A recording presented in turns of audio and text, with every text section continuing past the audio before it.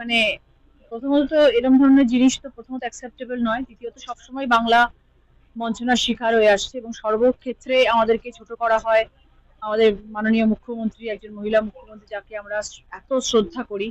সারা ভারতবর্ষের মধ্যে একজন মহিলা মুখ্যমন্ত্রী, তাকে সারাক্ষণ কথা বলা হচ্ছে এবং তাকে আজকে এরকম ভাবে অপমান করা হলো, তাকে কথা বলতে দেওয়া হলো না।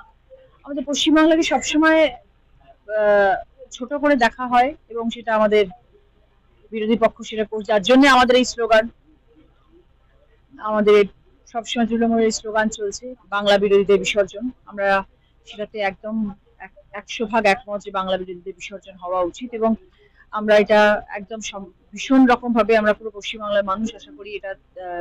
বিরোধিতা করবো যে এরকম ভাবে আমাদের মাননীয় মুখ্যমন্ত্রীকে আপনারা হেনস্থা করতে পারেন না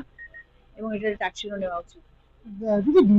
এই বিষয়টা নিয়ে কি আগামী দিনে আপনারা সাংসদরা কি লোকসভায় কি এই বিষয়টা নিয়ে উত্থাপন? নিশ্চয়ই নিশ্চয়ই আমরা আলোচনা করে এটা নিয়ে, এই টপিকে যদি কথা বলা হয় নিশ্চয়ই কথা বলা উচিত এবং কথা বলা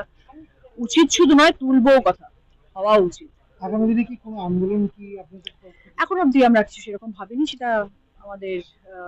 সুপ্রিমো ডিসাইড করবেন, উনি যেরকম ভাবে আমাদেরকে চালিত করবেন আমরা সেরকম ভাবে চলবো, কিন্তু এরকম